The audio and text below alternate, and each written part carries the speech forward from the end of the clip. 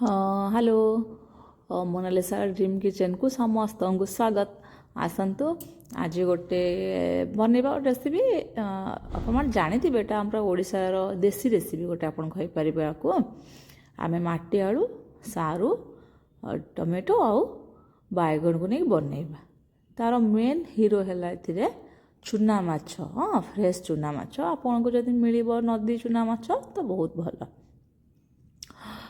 ତ ମୁଁ ଯାଇଥିଲି ଏମ ମାଛ ମାର୍କେଟକୁ, ଦେଖିଲି ସେଠି ବଢ଼ିଆ ଏମିତି ଚୁନା ମାଛ ଥିଲା, ତ ତାକୁ ନେଇ ଆସିଲି।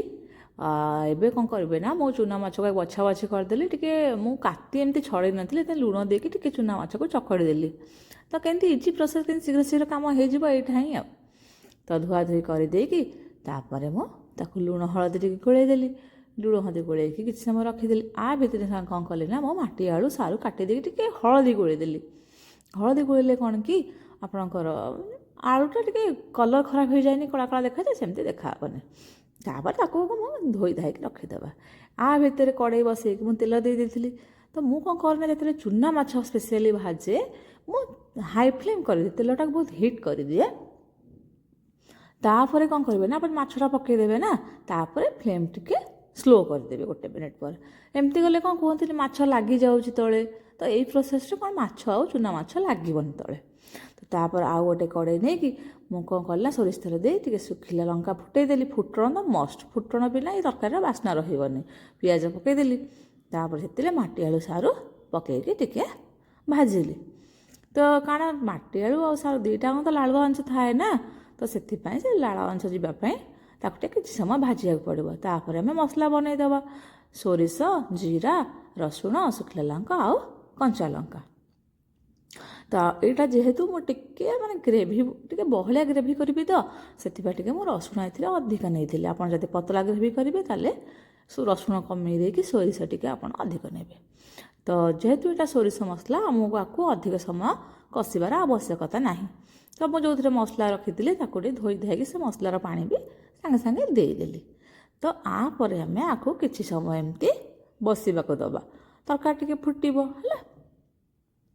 ତ ଆପଣ ଦେଖୁଥିବେ, ଦେଖନ୍ତୁ ମାଛଟା ପୁରା ପରଫେକ୍ଟ ହେଇଗଲାଣି, ଆପଣଙ୍କୁ ଆଉ ତଳେ ଲାଗିବାର ଚାନ୍ସ ହିଁ ନାହିଁ।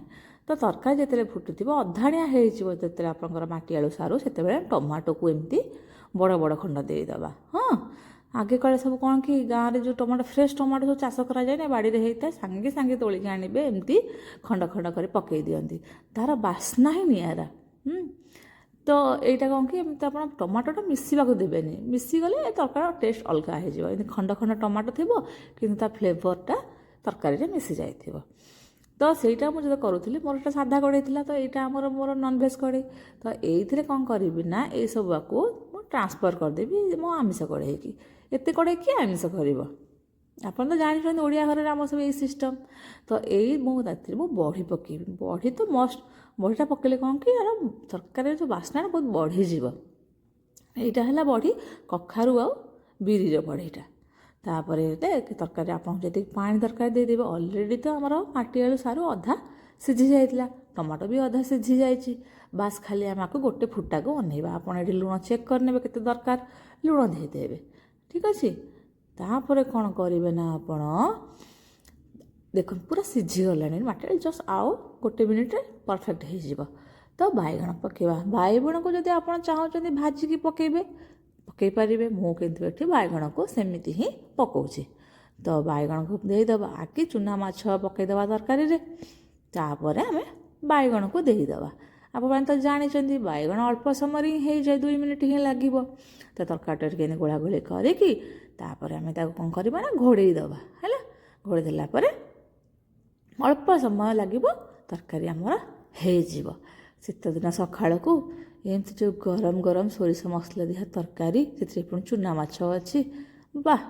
ତ କ'ଣ କଲି ନା, ମୁଁ ଦେଖିଲେ ପୁରା ପରଫେକ୍ଟ, ଏଇନା ଟିକେ ସବୁ ଠିକ୍ଠାକ୍ ସିଝି ଯାଇଛି।